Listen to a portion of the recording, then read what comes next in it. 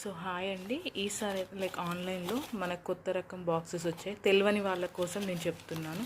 తెలిసిన వాళ్ళైతే video ignore చేయొచ్చు. సో మనకైతే మనం ఎప్పుడైతే వెజిటేబుల్స్ ఫ్రిడ్జ్లో పెట్టుకున్నప్పుడు దానికి వచ్చిన వాటర్ అనేవి కిందికి వెళ్ళి వెజిటేబుల్స్ అనేవి తొందరగా పాడైపోతాయి కదా. సో మనకైతే కొత్త రకం బాక్సెస్ వచ్చాయి. సో ఇలా కంటైనర్స్ కింద డస్ట్ కనిపిస్తుంది, అది ఇగ్నోర్ చేయండి. సో లైక్ మనకు బాక్సెస్ ఉంటాయి కదా, దీనికి ఇలా ఇలా హూక్స్ లాగా ఉంటాయి. సో దీనివల్ల కెపాసిటీని కిందికి లైక్ వాటర్ కంటకుండా ఉంటాయి అన్నట్టు. సో వాటర్ ఏదైనా ఉంటే కిందికి వెళ్ళిపోతుంది, ఐటమ్ అనేది పైన ఉండిపోతుంది.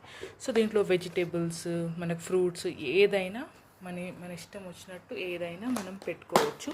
సో మేమైతే వెజిటేబుల్స్ ఫ్రూట్స్ పెట్టుకుంటాం. ఎప్పుడైతే ఆకుకూరలు ఏంటంటే కింద పేపర్ వేయడంతో కిందికి ఆకుకూర వెళ్ళిపోదు. అవును, కిందికి వెళ్ళిపోదు. అయితే కింద కూడా మళ్ళీ కింద ఇట్లా ఉంది కాబట్టి పేపర్ కంటే వాటర్ వచ్చి నేను లాగుతాయి. ఓకే. సో ఆకుకూరలకి ఇలాంటివి ఏదైనా ఉంటే దానికి కంపల్సరీ టిష్యూ పేపర్ వేసుకొని పెట్టుకోవాలా? ఓకే అమ్మ. సో దీనికైతే మనకి ఇట్లా స్క్వేర్ షేప్లో ఉంది.